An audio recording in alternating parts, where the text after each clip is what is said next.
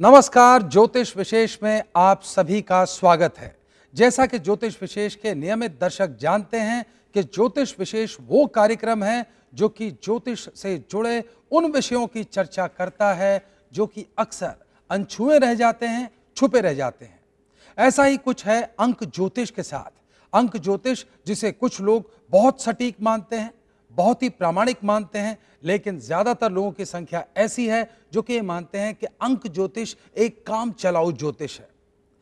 कई ऐसे अंक ज्योतिष हुए हैं जिन्होंने पूरी दुनिया में नाम कमाया है। कीरो उनमें बहुत प्रमुख हैं और कीरो की लोकप्रियता युवा वर्ग और बुजुर्गों दोनों में समान रूप से देखी जा सकती है। लेकिन कीरो की पद्धति में भी गलतियां निकालने वालों की कमी नहीं है। इसीलिए ज्योतिष विशेष ने यह तय किया कि एक ऐसे विशेषज्ञ को ढूंढा जाए जो कि अंक ज्योतिष की उन कमियों के बारे में खुलकर बात कर सके जिस पर की प्रतिक्रिया अक्सर विपरीत होती है। अंक ज्योतिष के उन विषयों के बारे में बात कर पाए जो कि अंक ज्योतिष को वाकई महत्वपूर्ण बनाते हैं। अंक ज्योतिष की अनछुई छुपी हुई बातों को खोलकर बता सके जिससे कि जो लोग ज्योतिष में यकीन करते हैं वो अंक ज्योतिष को अपने अच्छे जीवन के लिए उपयोग कर सके। और इसी कड़ी में आज हमने ज्योतिष विशेष के प्लेटफॉर्म पर आमंत्रित किया है प्रोफेसर अशोक भाटिया को। प्रोफेसर अशोक भाटिया के बारे में यह बता दूं कि आप कंट्रोलर ऑफ एग्जाम्स हैं अखिल भारतीय ज्योतिष संस्था संघ के। अब एक बड़ी अजीब सी बात है कि आप कंट्रोलर ऑफ एग्जाम्स हैं। इसी बात से जाहिर है कि प्रोफेसर अशोक भाटिया ज्योतिष के विधान को एक प्रामाणिक विधान मानते हैं, विज्ञान मानते हैं। अगर कहूं तो यह अतिशयोक्ति नहीं होगी। ज्यादा समय खराब न करते हुए प्रोफेसर भाटिया आपसे यह जानना चाहूंगा कि अंक ज्योतिष को यदि हम 1 से 10 के स्केल पे देखें तो जो हमारा प्राचीन ज्योतिष है उसको लेकर के लोग ज्यादा आश्वस्त हैं, लेकिन अंक ज्योतिष को लेकर नहीं। आप वैदिक अंक ज्योतिष में चूंकि डील करते हैं, आप अपने आप को 1 से 10 के स्केल में कितना नंबर देंगे? देखिए, ऐसा है, कोई भी विद्या 100% 100% नहीं हो सकती, इसलिए 10 में से 10 नंबर तो मिलेंगे ही नहीं। अंक ज्योतिष जो है इसको वेदों के तरीके से जानेंगे तो 70% मार्क्स तो आ ही जाएंगे। 70% मार्क्स के लिए भी थोड़ी सी मेहनत तो करनी पड़ेगी और लगता है पिछले 100 सालों में वो मेहनत नहीं हुई। वेदों में बहुत कुछ है जो हम तक नहीं पहुंचा। कीरो व सेफ्रियल 2 ऐसी कड़ी हैं जिन्होंने न्यूमरोलॉजी अंक विद्या को हम तक पहुंचाने की कोशिश तो करी। भारत में बैठ के सीखा, प्रमाण मिलते हैं इस बात के, लेकिन हर कोई व्यक्ति अपने देश के अनुसार विद्या को ढाल लेता है।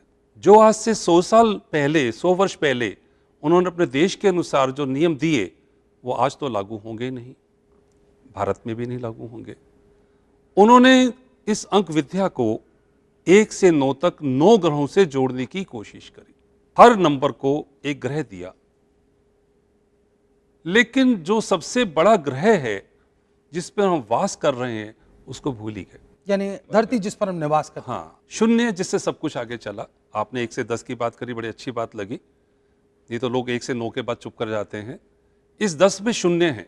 जो प्राचीन प्रथा है वो कहती शून्य आ गया तो वो 0 कर दिया सब कुछ, लेकिन नहीं, वैदिक कहता है जहां शून्य आ गया जिस अंक के साथ उसको और बढ़ा दिया। 1 का अंक सूर्य का है, 0 साथ में आ गया तो उसके प्रभाव को और अच्छा करेगा। 2 का अंक चंद्रमा का है, 0 साथ में आ गया तो उसका प्रभाव बढ़ाएगा। अगर नेगेटिव है तो नेगेटिव करेगा, पॉजिटिव है तो पॉजिटिव करेगा, क्योंकि 2 को हम नेगेटिव मून मान के चल रहे हैं जी। 3 का अंक गुरु का है। अब गुरु के अंक के साथ जब 0 आएगा, यानी कि 30 तिथि दिनांक को कोई व्यक्ति पैदा होगा तो वो 3 से जरूर अलग होगा। अब तक हम पढ़ते आए हैं कि 1 से लेकर 9 तक ये मूलांक है, यानी अगर कोई 27 तारीख को जन्म ले रहा है तो 2 + 7 9 करके बात खत्म कर दी। उसका 2 का स्वरूप भी खत्म कर दिया, 7 का स्वरूप भी खत्म कर दिया। तो ज्योतिष में रुचि रखने वाले दर्शक अब तक इस बात को समझ गए होंगे कि प्रोफेसर भाटिया का वैदिक अंक ज्योतिष कैसे औरों से अलग है। सबसे पहली बात तो जो प्रोफेसर भाटिया ने कही कि ये सिर्फ 1 से लेकर 9 तक के नंबरों को ग्रहों का नाम नहीं देते, बल्कि साथ में धरती जहां हम निवास करते हैं उसको भी बाकायदा 0 का अंक इन्होंने प्रदान किया है।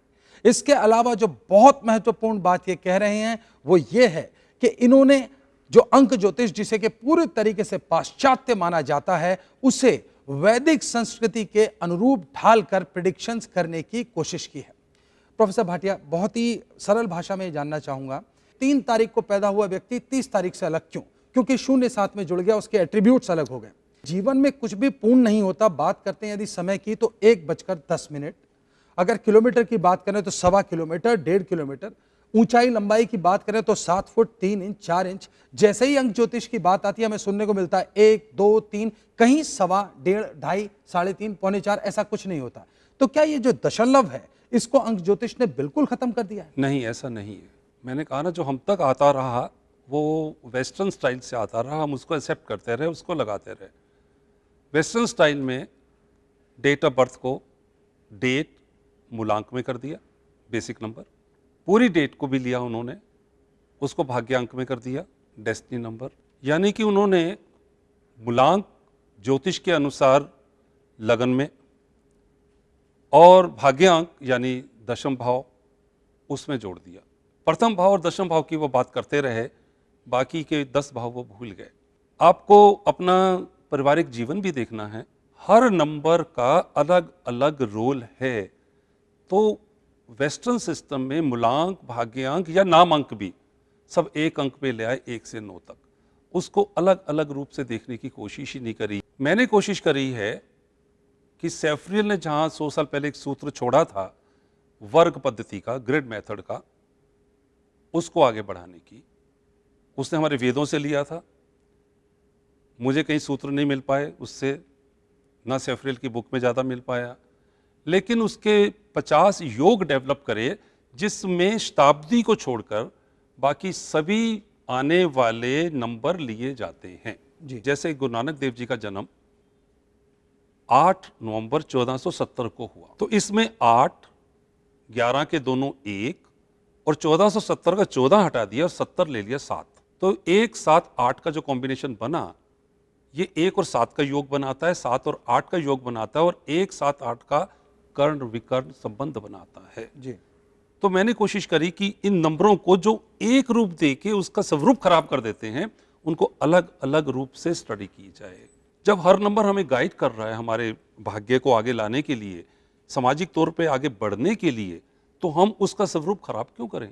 क्या किसी नंबर का ग्रिड में से गायब होना भी महत्व रखता है? बिल्कुल जी, महत्व रखता है। मान लो कि किसी की जन्मतिथि में 1 का अंक नहीं है, तो वो व्यक्ति सुबह जल्दी नहीं उठ पाएगा। अगर हम उसको अब 1 का अंक नहीं करें क्या, हम उसको उपाय बताते हैं कि तुम सूर्य को जल दो। और सूर्य को जल देना कब है?